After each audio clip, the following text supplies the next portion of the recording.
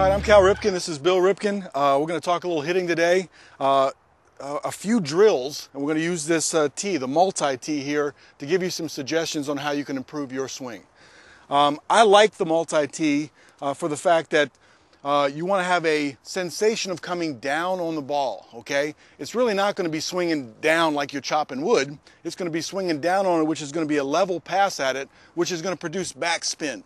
And I like using this part of the tee back here. I'm going to hit that ball, but the tee right here is roughly about the same height, maybe a little bit higher.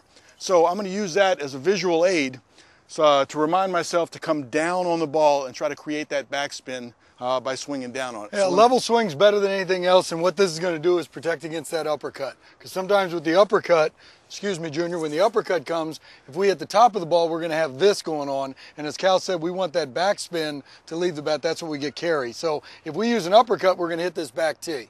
It's about level, slightly higher. Junior's going to make a good pass at this, come down to the baseball is the terminology, get that backspin, let the ball carry. So it's a visual aid to help me remind me where I want to swing the bat, but also if I don't swing it quite level or I come from underneath over top, I'll hit this piece back here and it'll tell me that my swing was different. All right, slow back. Yes! Through. I didn't hit the back one. No, you did not. Slow coming back and going through. Slow coming back. And I tipped it that time just a little bit. My swing didn't feel as smooth, and I felt like I came up and off the ball a little bit, and that's a reminder. I just ticked it there. So let me straighten it out real quick. Now, as you look at this, this places the ball out in front of home plate. Remember, we're going to stride to this point right here, so you have to adjust yourself on the plate in this particular drill. That's much better. Give me one more of those. Okay. See if you can repeat. All right, another good drill to use with this multi-tee is we're going to put this ball here. All right, a lot of young hitters have a problem or a tendency of coming to the ball and then they get out of the zone in a hurry and they spin. And what this does is we just say, imagine another ball here. All right, we could probably use another ball, but if we got some people out there, it'd be a little bit of a safety problem. We can do that when nobody's around. But just visualize that there's a ball here. Junior's going to back himself up. This is the regular home plate again. He's going to understand where his stride goes. He's going to hit this ball. Visualize there's another ball out here. This will get him to the baseball and through the baseball and will also help with his follow-through. A lot of times we talk about follow-through takes care of itself as long as you go through the baseball. Many times a hitter will come in and out and the follow-through will come up and off the ball. This keeps you in the zone longer. This is a good drill to keep you in the zone longer. Same approach, back, and go all the way through. That was nice. Visualize you're hitting that second ball. But keep in mind, always hit the first ball and keep your eye on it. That's just a reference point out there. My bat actually hit that time.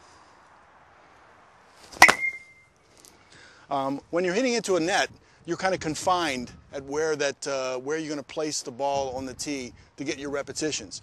But this tee is really good to go take out on the open field with no net, no cages or anywhere, because you have the ability to rotate it full 360 degrees to get your contact points. Say this is to right field. Now you're going to work on driving the ball to right field. Or as Billy likes to say, when the umpire's calling the outside strike zone over here, we want to work on the ball a little bit off the plate. But again, there's a million things you can do with this out in the open field. And we talked about positioning this in this way for a visual reminder. All we're doing is changing the contact points inside the plate. And my favorite thing to do is when you try to hit home runs, sometimes you need to get this thing all the way out to the middle here.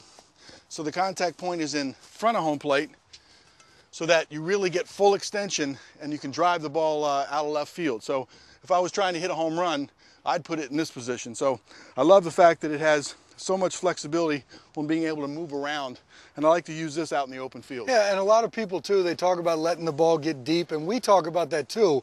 But as Cal said, when you take this out on an open field, and this ball right here, for most of us when we want to go deep, we've got to get the bad hat out and we got to pull it. And this is a pretty good visual reference of letting you know how far you can catch it out and still keep the ball fair and drive the ball. You're not going to create bad habits by going out there and hitting off a tee in a wide open field to try to go hit the ball far. What you are going to do is you're going to develop that balance, you're going to develop your weight shift, and you're going to understand how far you can actually catch a ball out in front of home plate when you're looking for it, and you can drive the ball to the pull side. And also, we talked about this earlier, that the two tees right here give you a visual reference on whether you're coming below the ball and up. If you have a slight uppercut, you might want to change the heights on that, or to remind yourself to stay down to create that backspin that will get carry. So that's just another a few things you can do with the multi-tee, and I would highly recommend trying to take this out on a baseball field and seeing where you can hit the ball and where it flies.